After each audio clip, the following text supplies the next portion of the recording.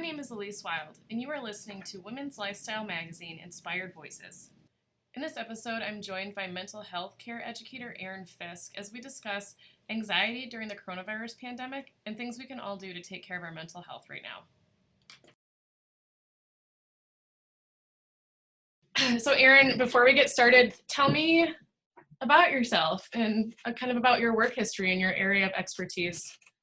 Sure. I opened a company called Fisk Solutions a year ago.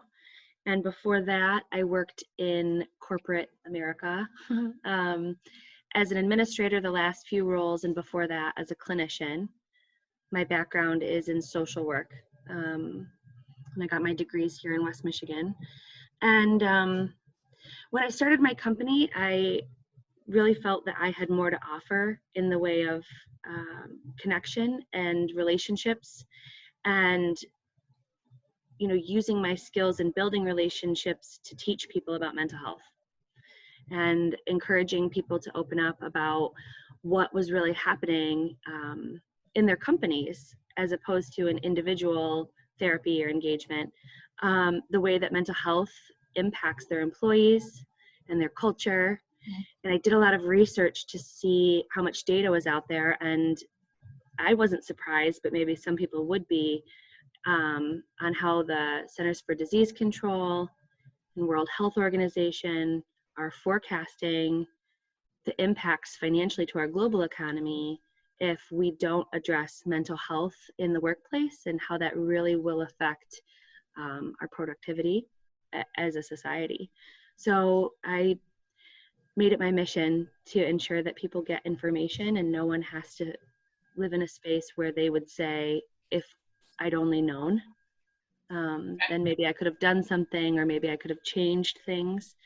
I really love teaching and engaging with leaders and companies to help them feel like they're equipped to address the needs of their employees, but also direct them toward community resources that exist for the purpose of helping them with their mental health, that employers don't feel the burden of having to do that themselves. It's you spoke at the Athena Forum in February. Was it January or February? February. I did that one, and then another one before that. Okay. So when you were talking, I was so struck by what you just mentioned, that mental health has an impact on the bottom line, something that seems completely unrelated. Yeah. That's huge. Yeah, I think that's the position that has been really interesting in year one of my business, because talking about mental health in the past had felt like it was associated with wellness programs or teams and employee assistance plans, and that was already covered. But when we look at data on utilization of some of those services, it doesn't always reflect the number of people suffering. So statistically, 1 in 5 people are diagnosed with mental illness, and more than that have symptoms but either aren't diagnosed or don't share that. And so when we think on the size of our employees and even the people sitting around our dinner table, and to think 1 in 5 are suffering, of course that's going to impact the way that we do work and show up to work, or don't show up to work, call in to work, our ability to focus and be productive on high level tasks.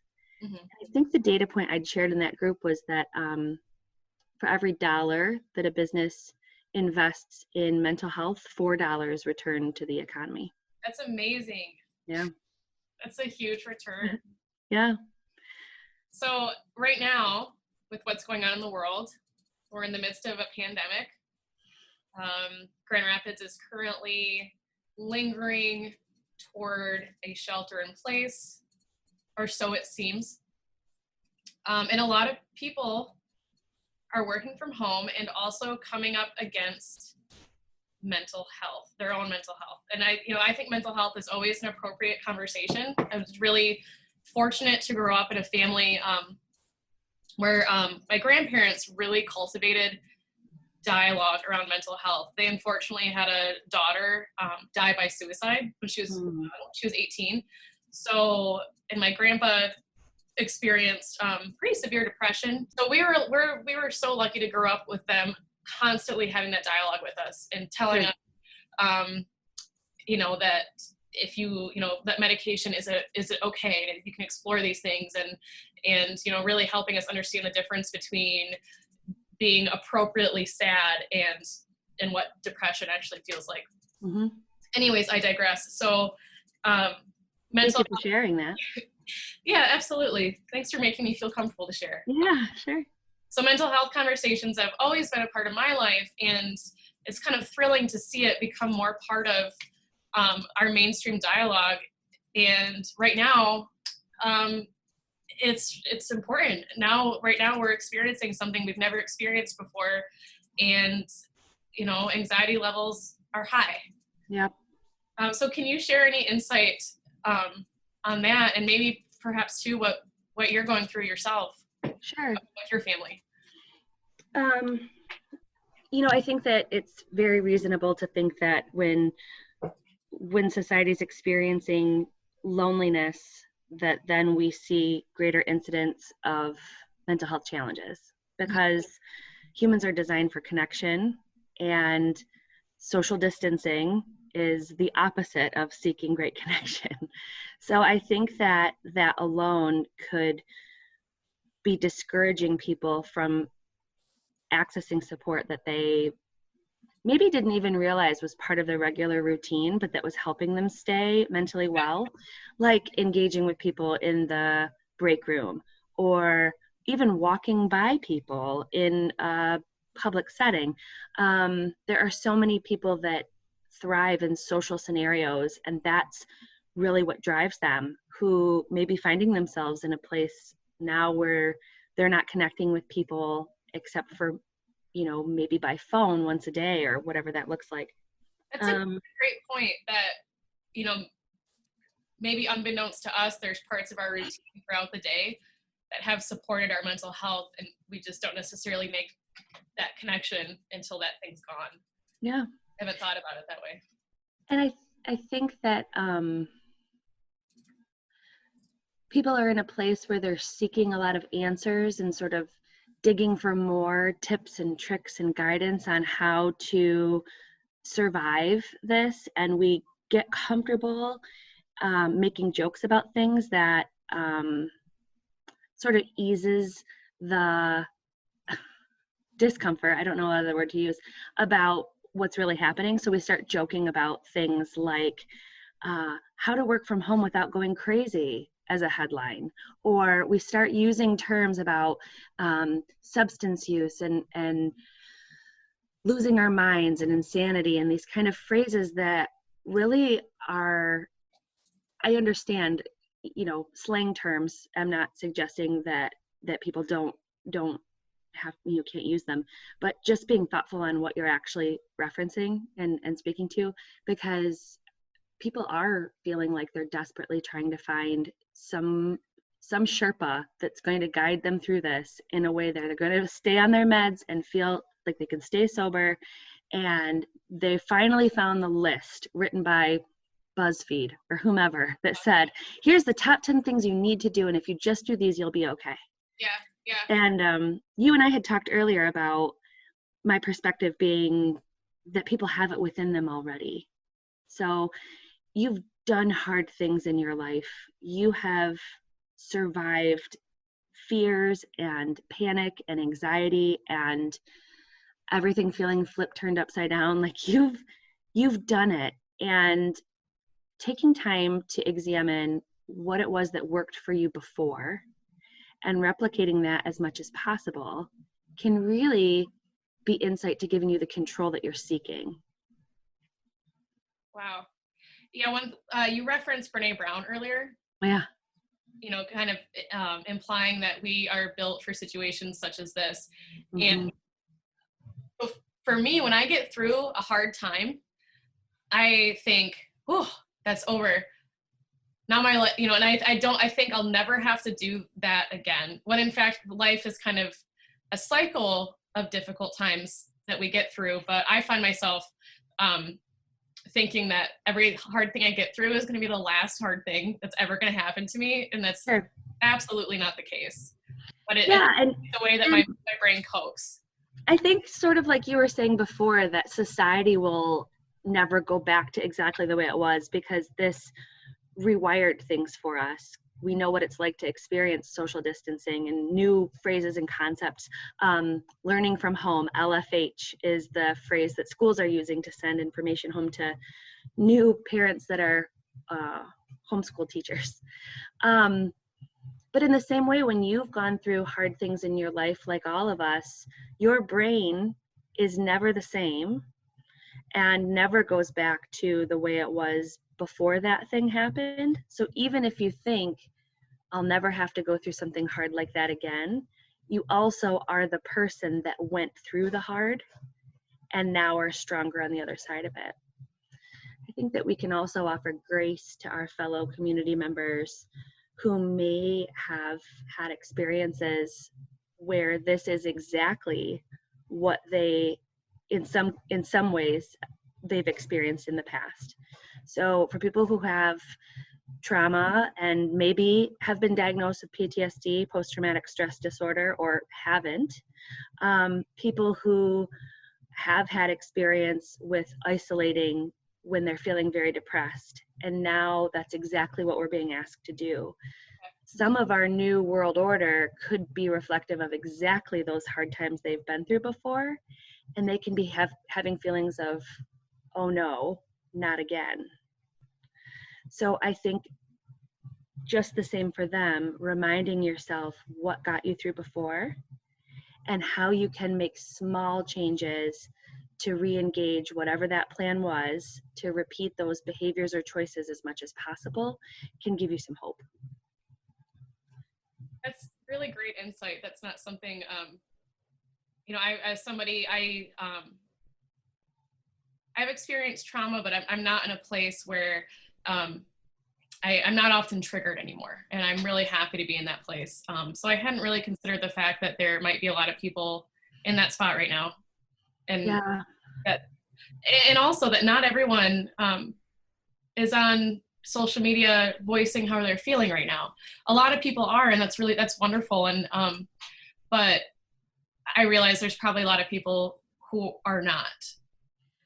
Yes, and for those people, well, and everyone, I think just following that same philosophy of when you've felt your best outside the context of our current structure in society, what was going on with your life?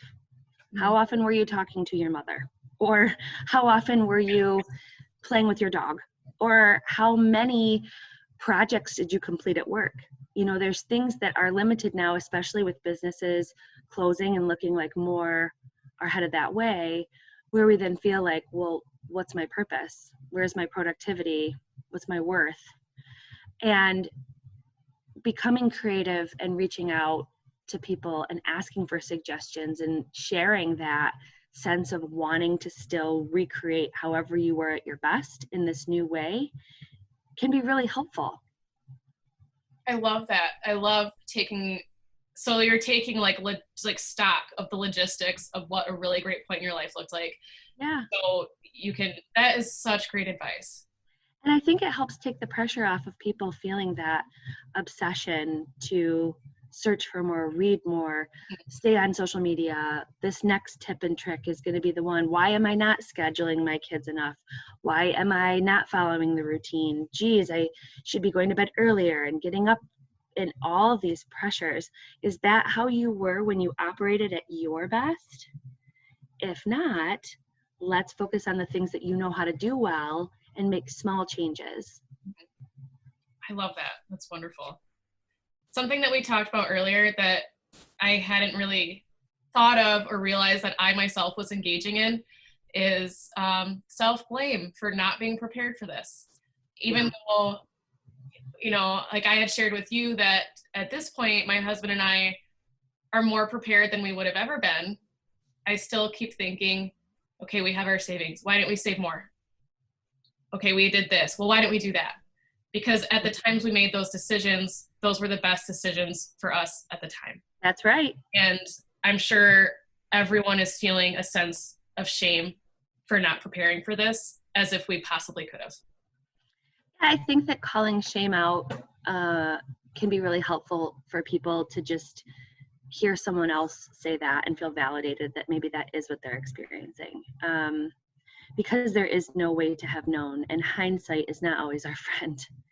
And there've been a lot of articles lately that I've really enjoyed the topic coming up more about scarcity mindset versus abundance. And scarcity mindset tends to drive people toward fear and hoarding and sensing control, seeking a sense of control.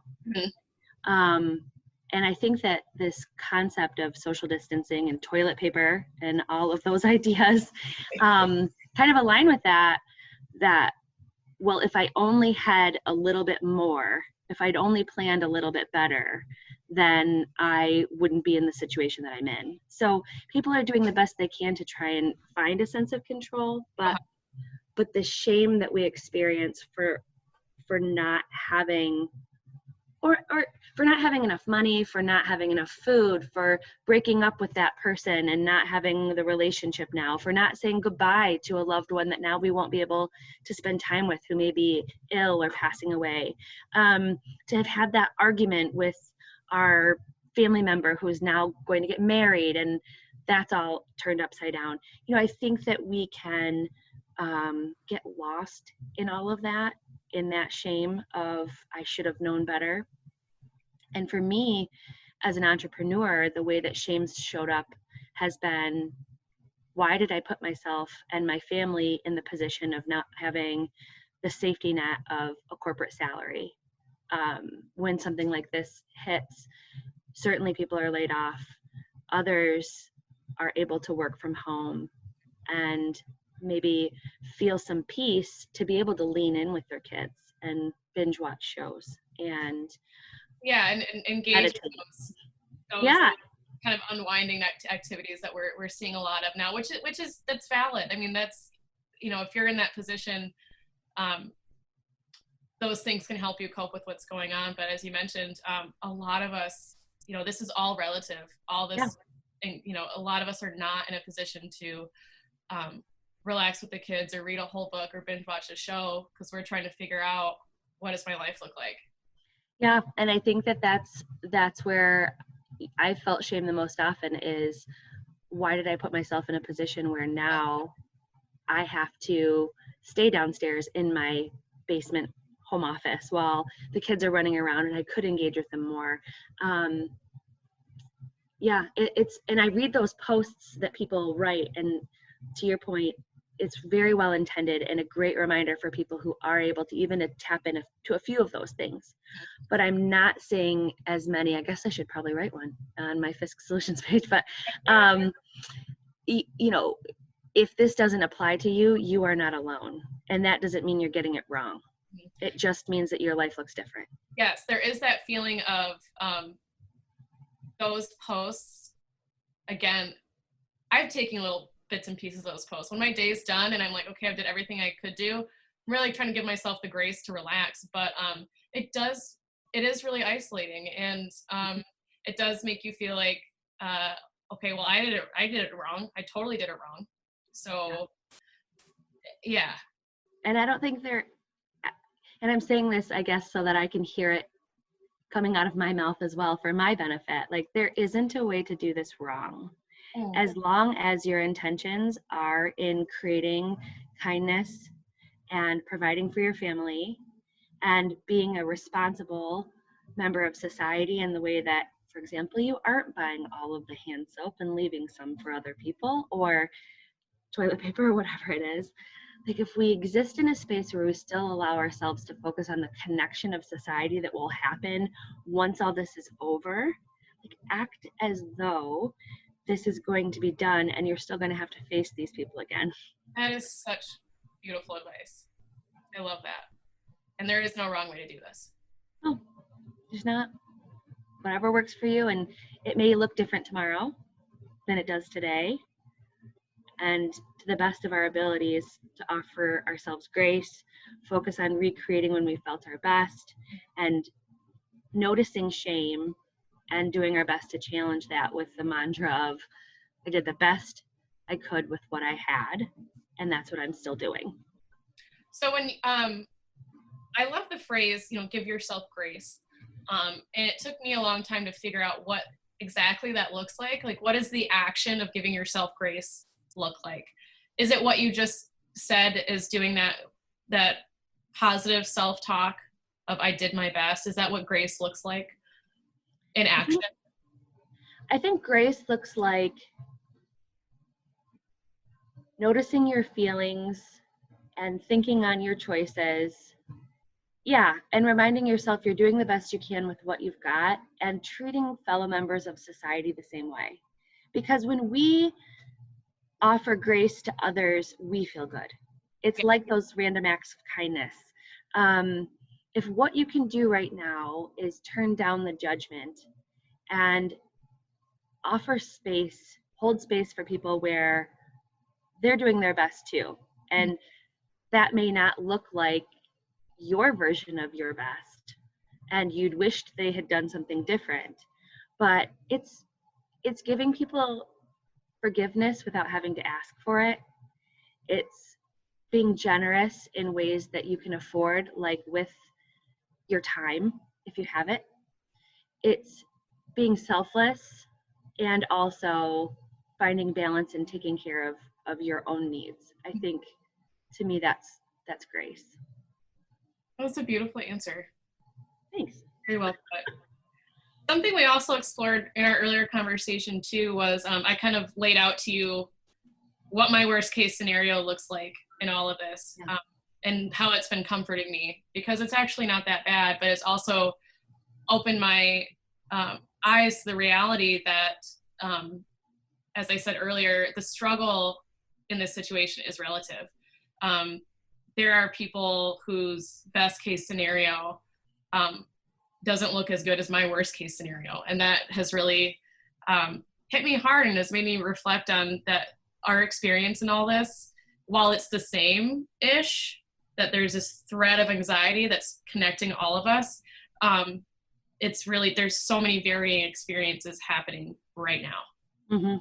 And kind of acknowledging the privilege of whatever you're experiencing on all these different levels.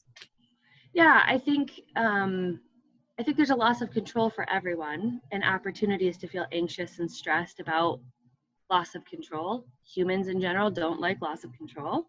And there is a lot of privilege associated with the ways that we are grieving and hustling and panicking and relaxing with that loss of control or the changes in our circumstances. I think that people, have you heard of Maslow's hierarchy of needs? I haven't. It's a concept that suggests that humans' basic needs make up the base of the triangle. And then you can graduate to focusing on other more altruistic needs as those other needs are satisfied. That makes sense. And so when we're talking about us all experiencing this together, different people are focused on different levels of the triangle. And as a society, for those of us privileged enough to be on a higher level of the triangle, giving resources and support, emotional or financial or in person, to people who are really looking at the base of their triangle is how we all get through this.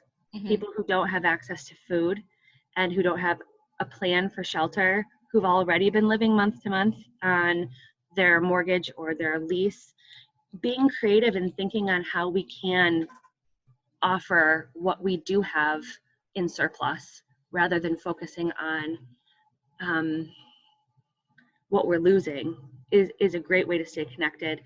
And then on the other side of that, for people who are in that position at the bottom of the triangle who need help, to feel supported and encouraged to reach out and ask for it, and to be reassured that when they ask for it, there won't be judgment associated with that. Because like we said before, so much shame is already flying around. We don't need to shame others to make ourselves feel better. I like what you said about giving what we're able to. what we have in abundance. Maybe right now it's time. Maybe some people have an abundance of time. I think when I think about, we're really trying to put the word out there about people supporting local restaurants, and that's wonderful. And as being someone who's really trying to amplify that message, I myself am not necessarily in a position to order takeout every night. Sure. So there were, I have had those feelings of like shame around not being in that position to support others. But what I can do is to get the word out, and I can post on social media, and I can create articles that help people connect with those restaurants in the fastest ways possible. And working through that really helped me kind of mitigate the shame of, well, I don't have that much to give right now. Well, no, I do. I actually do. It's just not in the form of writing a check, but it helps. Sure. There's a lot of people in need. And I think that we're blessed in the Grand Rapids community to have a lot of people with a lot of different ways of giving. It's a very philanthropic, connected community. And some people, when they look back at that concept of when they felt their best, and we're looking to recreate that as much as possible, maybe they did feel best when they gave financially. So a $5 check, a $10 check still matters and still helps. But maybe for you, the way that you felt best was when you used your platform to be able to share the voices of other people. And so then that's how you're leaning in now more to like this podcast that recreated when you felt your best. That makes sense. Thank you so much for all of your insight right now. This is so helpful, and I'm hoping, well, I believe it will be a comfort to a lot of people and what we're all going through right now.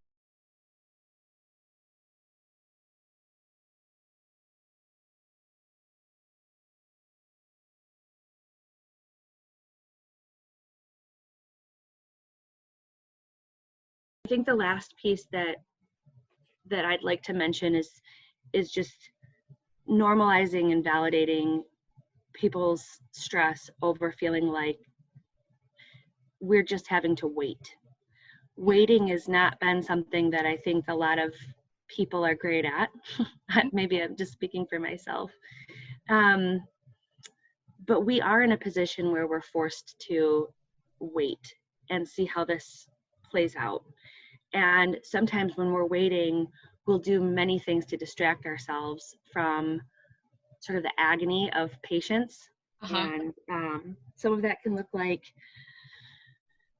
substance use. Some of that can look like, drinking and engaging in behaviors or patterns that we had previously worked really hard to stop. Now we're feeling like that's where we turn to cope, because sometimes I've heard some people use phrases like sitting ducks, and I've heard other people say they just want to get sick already. They feel like it's going to come for them, and the news can really scare people, and might as well just get it over with. But we have done hard things, and we have gotten through those things before. And risking getting sick doesn't only affect us, but the people who are counting on us in our family and in our lives, and the brave men and women that are working on the front lines in the hospitals and emergency rooms. And we don't necessarily know exactly what our body will do if we get it. So let's take a breath, step back. Remember, we have done hard things before. And when it's hard to be patient, engage in other things that help recreate that version of you when you felt your best. Awesome. Where can people find you and follow you on social media? I have an Instagram account and a Facebook account, Fisk Solutions, Fisk Solutions. And my website is www.fisk.solutions. There's an option to connect with me through a consultation there. Awesome. Thank you so much, Erin. I really Thank you, Elise.